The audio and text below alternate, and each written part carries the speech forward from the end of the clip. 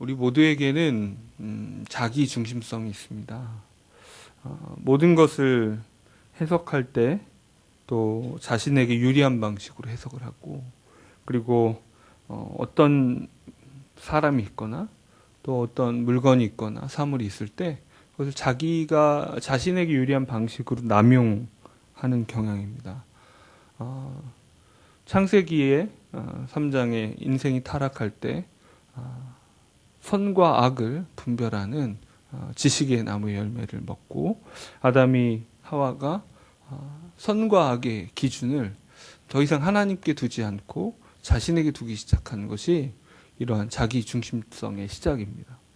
이 자기 중심성을 특별히 가르쳐 주지 않아도 어린아이는 그것을 몸으로 익히는 것처럼 잘합니다. 이렇게 부모가 동생이 태어났을 때 그 첫째가 둘째에게 하는 방식들 있잖아요. 엄마 말을 잘 듣는 경우에는 이렇게 볼 때는 예쁘다 이렇게 하고, 엄마 아빠가 보지 않을 때 조용히 가서 깔고 앉죠. 이런 방식이죠. 자기 중심으로 모든 걸 해석할 때 어때요? 동생의 존재는 나의 사랑을 빼앗아가는 방해물에 불과합니다. 하나님께서 주신 선물, 하나님께서 하나님의 형상을 닮은 이런 생각들을 갖기보다는, 머릿속으로 개념적으로는 우리가 그렇게 할지라도 어떻습니까?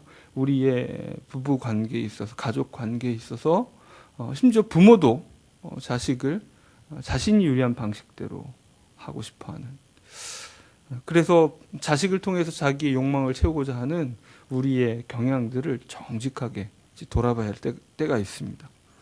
과연 내가 이 일을 하는 것이, 이런 결정을 내리는 것이 나를 위한 일인지, 혹은 나의 자녀를 위한 것인지, 나의 가족을 위한 것인지, 성도를, 형제 자매를 위한 것인지 곰곰이 생각해 봐야 될 때가 많습니다. 고린도전서에 나오는 이 고린도 교회의 상황은 정말 복음에 초점을 맞추지 않아서 그 모든 소중한 것들을 자기 중심적으로 남용하고 오해하고 있는 상황입니다. 특히 그 중에 하나인 은사. 여러분 놀랍지 않습니까? 하나님께서 주신 것을 자기 중심적으로 남용하기 시작할 때 또 얼마나 파괴적으로 변할 수 있는지. 우린 정말 창의적인 죄인들입니다.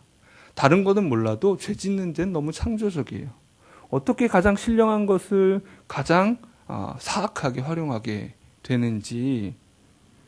교회에 덕을 세우라고 오늘 본문에 계속 말하고 있지만, 고린도전서의 교인들은 파당이 나눠져서 나는 바울파고 아볼로파고 예수파고 이런 식으로 교회 안에 있는 공동체를 자신의 이름을 높이는데 남용하고 싶어 했고, 자신의 안전지대를, 나만의 거짓 안전지대를 만드는데 교회 공동체를 활용하고자 했습니다.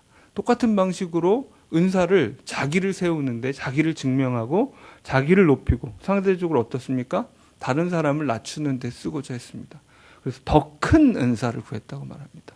더 큰 은사. 그 당시에 기준이 어떤 것이었든지 간에 공감대가, 고린도 교회에 공감대가 있었을 거예요. 그리고 그 공감대 중에 방언의 은사가 그 은사, 더 큰 은사의 리스트 중에 높은 상위에 차지했다는 것을 알 수 있습니다. 그래서 방언의 은사를 구했고, 방언의 은사를 가진 사람은 가지지 못한 사람을 향해서 이렇게 깔보는 마음, 아직 수준이 떨어진다는, 혹은 뭔가 너는 내가 하는 걸 하지 못해 알 수 있는, 왜냐하면 방언의 은사가 굉장히 현상적이잖아요. 그죠? 이해할 수 없는 말들로 기도의 시간에 이렇게 말을 할 때 굉장히 좀 뭔가 다른 세계에 속한 것 같고, 뭔가 저 사람은 도대체 어떤 내용으로 기도하는 걸까? 저게 뭘까? 라는 궁금증을 유발하게 되고, 그것을 자신의 특권처럼, 자신을 높이는 어떤 영적인 장식물처럼 방언의 은사를 사용했던 거죠. 그래서 이 방언의 은사를 자기 중심적으로 사용했습니다. 이 방언의 은사가 과연 어떤 은사였는가에 대해서 다양한 성경 내부에서 다양한 해석들이 있죠. 성경을 성경으로 해석하는 것이 중요한 원칙이기 때문에 그러다 보면 방언에 대한 얘기를 할 때 자연스럽게 나오는 게 이제 사도행전에 오순절의 역사 때 맨 처음 나왔던 방언에 대한 이야기입니다. 그럼 그 방언과 이 방언이 같은 것인가? 또 이게 이 지금 고린도전서에서 말하는 방언이 어떠한 것인가에 대한 다양한 논의들이 있는데 우리가 간단히 알 수 있는 부분은 뭐냐면 사도행전에 나오는 이 방언과 이 고린도전서에 나오는 방언에는 어떤 한 가지 차이가 있는데 사도행전에는 믿지 않는 사람들이 그 방언을 듣는 현장에 있었고 그리고 그 말을 직접 외국 언어의 하나로서 뭐 헬라어든 또 혹은 아프리카의 어떤 언어든 간에 그 언어들을 각각의 언어로서 이해할 수 있는 방언이었습니다. 반면에 오늘 본문에서 말하는 방언은 교회 내부에서 특별히 기도할 때 그 방언을 말했다라고 하고 그 방언을 이해할 수 없었기에 통역이 필요하다라고 이야기합니다. 그래서 이 본문에서 말하는 방언은 또 자신의 덕을 세우는데 유익하다라고 이야기하면서 우리가 짐작할 수 있는 것은 그리고 또 현상적으로 방언의 은사라고 우리가 요즘 얘기하는 그런 경험들과 또 비춰서 볼 때에 기도할 때 도움이 되는 은사라는 것을 알 수가 있습니다. 이렇게 방언을 말하는 것이 자기의 덕을 세우고 예언하는 자는 교회의 덕을 세운다. 이렇게 말하면서 그 은사를 이야기할 때 잘못된 오해들을 바로잡기 위해서 은사의 그 중요한 목적이 무엇인지 이야기할 때 본문 바로 앞에서 이렇게 이야기했던 그 원칙을 이야기합니다.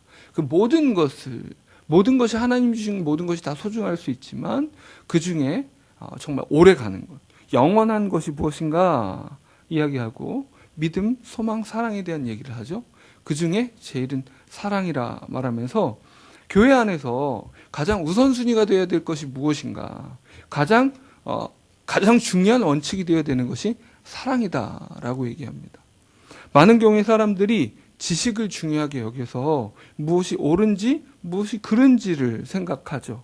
그리고 그것을 지식을 갖고 있으면 자신이 옳기 때문에 자신을 그 올바른 지식이 증명해주고 또 올바른 지식이 자신의 존재를 바꿔놓는다. 물론 지식은 사람을 바꿔놓긴 하는데 지식을 갖고 있다고 해서 그의 존재가 바뀌는 것은 아니거든요. 바리새인들이 그랬고 율법주의자들이 그랬던 것처럼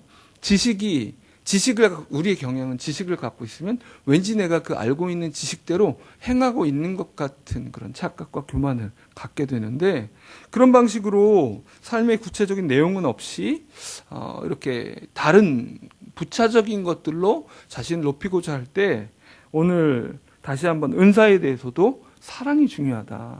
그 사랑은 어떻게 적용됩니까? 교회 안에서 다른 사람들을 세우는 것, 교회를 세워나가는 것이라는 겁니다. 우리에게 은사가 주어진 굉장히 중요한 목적이 무엇이냐면 교회를, 공동체를 세우기 위함입니다. 그러면 그 은사를 가지고 있을 때에 그 은사가 올바로 잘 활용되고 있는지 아닌지를 판단하는 기준은 무엇이 되어야 되냐면 저 사람 대단한데 라고 말하는 주변의 평판이 아니고 그리고 뭔가 뿌듯해지는 자신의 내면의 확신도 아니고 교회를 세워나가는 실질적인 열매입니다. 성도를 세워나가고 교회를 세워나가지 않는다면 그 은사는 제대로 발휘되고 있지 않은 것이고 무의미하게 남용되는 것입니다. 혹은 하나님께서 의도하신 그 방식과 달리 주님께서 주신 것을 그 달란트 비유에서 나오는 것처럼 땅에 파묻어 둔 것이죠. 그걸 통해 성도를 세우기를 원하고 교회를 세우기를 원하시는데 그 목적대로 쓰고 있지 않기 때문에 남용하고 또 그리고 그것을 그냥 허비하고 있는 상황인 것입니다. 우리에게 어떤 은사들이 있는지 모르겠습니다. 각각의 은사들이 있을 겁니다. 하나님께서 허락하시는데 물론 방언의 은사에 대해서 바울이 부정적으로 얘기하고 있는 게 아니에요. 그걸 자기중심적으로 남용하고 있는 것에 대해서 경고하는 것입니다.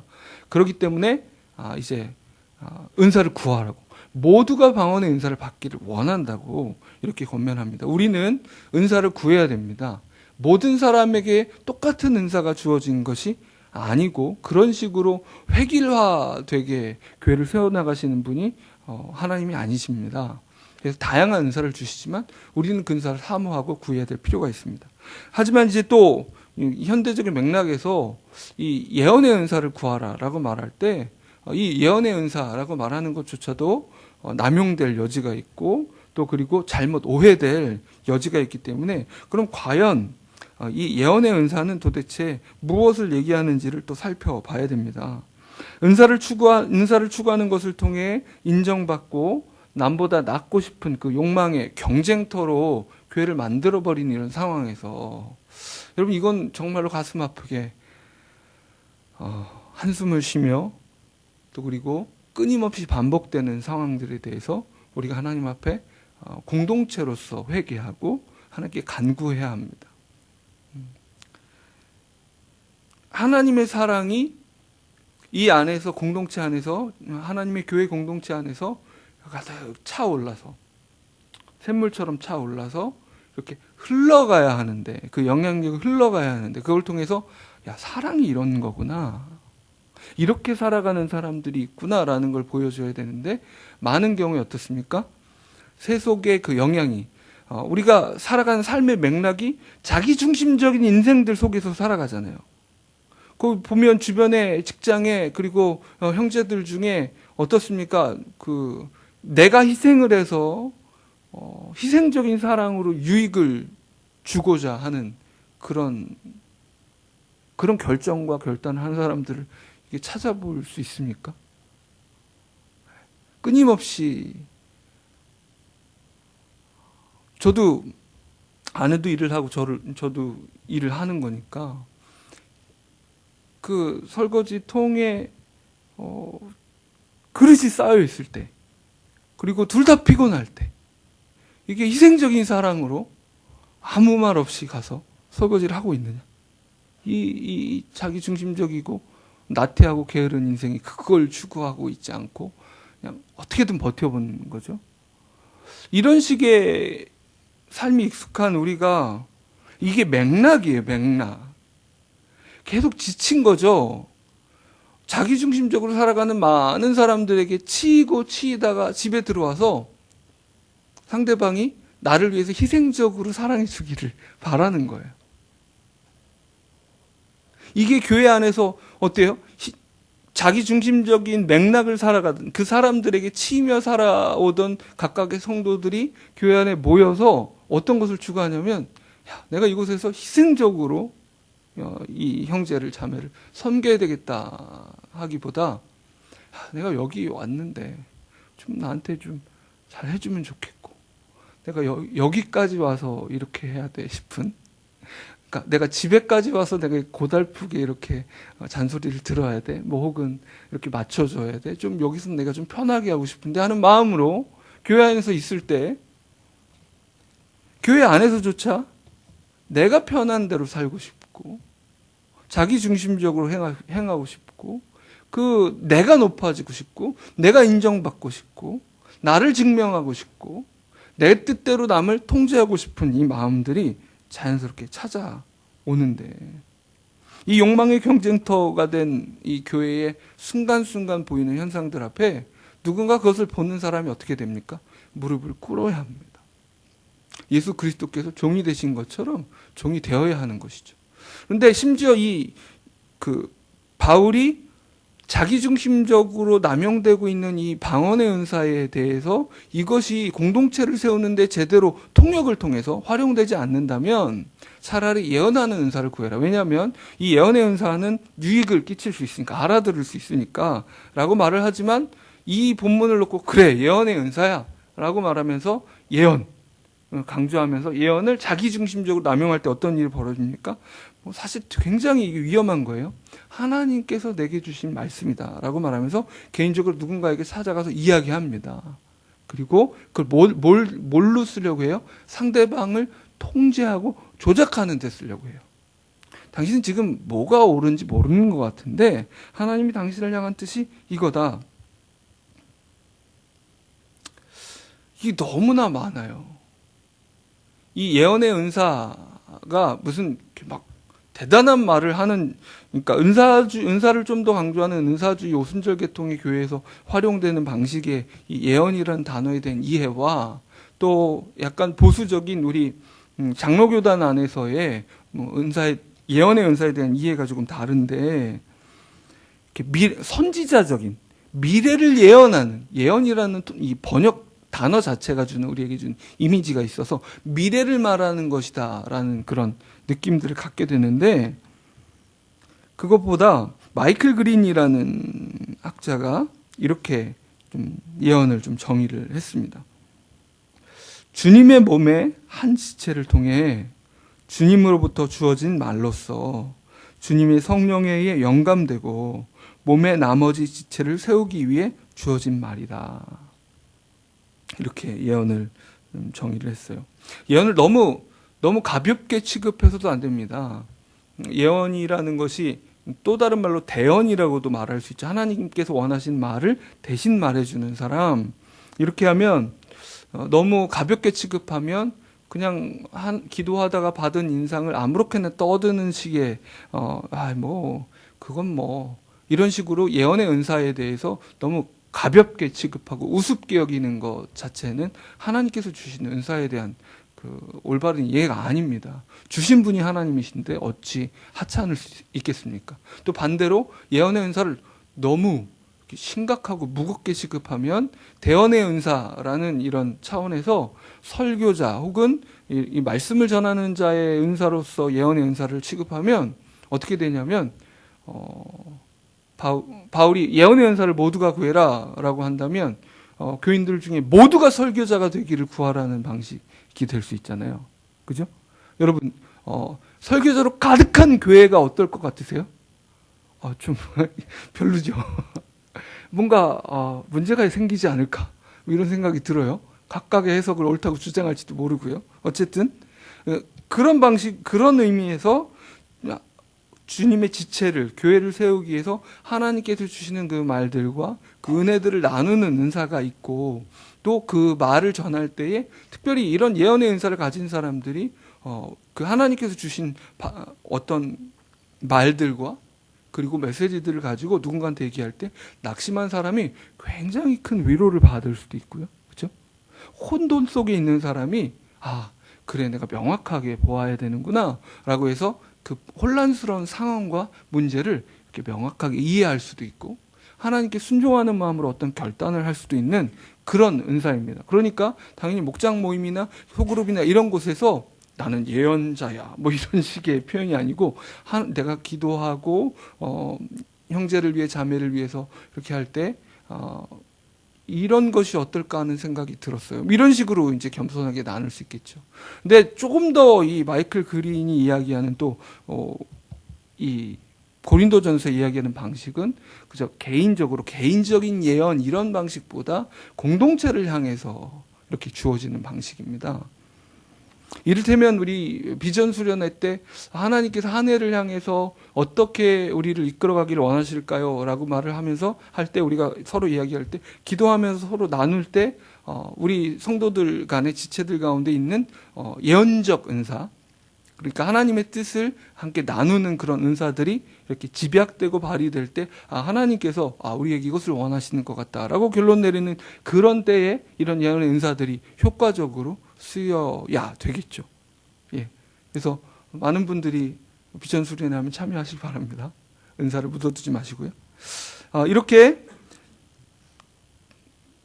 이런 방식으로 이해할 때는 이사야서 50장 4절에 주께서 학자의 혀를 내게 주사 나로 곰핍한 자를 말로 어떻게 도와줄 줄을 알게 하시고 아침마다 깨우치시되 나의 길을 깨우쳐 학자같이 알아듣게 하시도다, 이렇게 말하는 이사야서 50장 4절의 이 말씀처럼 당연히 이 예언의 은사는 어떤 때에 개발되고 또 활용될 수 있을까요? 하나님께 머물고 하나님 앞에 그 말씀 앞에 머물고 그분께 듣는 거죠. 하나님께 듣고 다른 잡다한 것으로부터 듣지 않는 이런 경건한 삶을 통해서 이 은사가 발휘될 수 있을 것입니다. 당연히 부모로서 예언의 은사를 구할 수 있습니다. 자녀들을 향한 하나님의 뜻이 무엇인지를 더 잘 이해하고 또 그 말들 하나님께서 주신 그 은혜들을 나눌 때 자녀들이 하나님의 그 뜻을 잘 알아들을 수 있도록 이렇게 구할 수 있겠죠. 우리가 이 새벽에 이 은사들을 이야기하고 구할 때 12절 말씀을 마지막으로 한번 읽어보고 우리가 기도하기를 원합니다. 함께 읽어보겠습니다. 시작. 그러므로 너희도 영적인 것을 사모하는 자인즉 교회의 덕을 세우기 위하여 그것이 풍성하기를 구하라. 어떤 은사든 우리가 어떤 사람이든 상대방을 외국인으로 만들고 소외시키는 방식으로 사는 것이 아니라 그를 세우기 위해서 우리가 부름받았고 그것을 위해서 은사를 받았다는 것을 기억하고 좀 기도했으면 좋겠습니다. 하나님께서 나를 어떻게 사용하기를 원하시는가, 그리고 공동체를 나를 통해 세우시기를 원하시는 하나님의 그 뜻이 무엇인가, 또 무슨 은사를 받을지는 내가 정하는 것이 아니라 내가 구할 수는 있지만 하나님께서 성령님께서 친히 정하십니다. 그런 면에서 우리가 함께 잠시 또 은사를 구하며 또 공동체를 세우는 그런 통로 되기를 위해서 좀 기도했으면 좋겠습니다. 함께 제가 기도하겠습니다. 하나님 아버지 감사합니다. 자기 중심적으로 끊임없이 하나님께 주신 선물들을 남용하고 있는 공동체를 향해서 세상에 물들어 있는, 세속에 물들어 있는 성도들을 향해서 올바로 은사를 구하라고 오늘 권면하고 있습니다. 하나님, 우리가 우리 자신을 높이는데 하나님께서 주신 선물들을 남용하지 않게 하시고 또 그 은사들을 소홀하게 취급해서 땅속에 파묻어 두지도 않도록 주님 도와주옵소서. 정말 하나님께서 주신 은사를 가지고 공동체를 세워나가기를 원합니다. 또 공동체를 세우기 위해서 하나님께 은사를 구합니다. 주님, 우리에게 허락하셔서 우리 가정과 우리 교회를 세워나가는데 우리를 사용하여 주옵소서. 끊임없이 주님이 주신 그 선물들을 남용하길 원하는 우리 안에 있는 이 죄성을 우리가 가볍게 취급하지 않게 하시고 끊임없이 회개함으로 주님께서 주신 그 자리로, 그 부르심의 자리로 돌아갈 수 있도록 도와주옵소서. 교회를 귀하게 다시 한번 세워주셔서 우리 교회 안에 이렇게 아름답게 하나님이 주신 은사를 가지고 자신을 높이는 것이 아니라 성도를 세우는 그 일에 헌신하며 자신을 깨트리는 귀한 섬김과 헌신과 희생적인 사랑의 은혜들이 있도록 도와주옵소서. 우리가 이 사랑을 하나님께 다시 한번 간절히 구합니다. 예수 그리스도의 이름으로 기도합니다. 아멘. 주님 가르쳐 주신 기도로 기도하겠습니다. 하늘에 계신 우리 아버지요,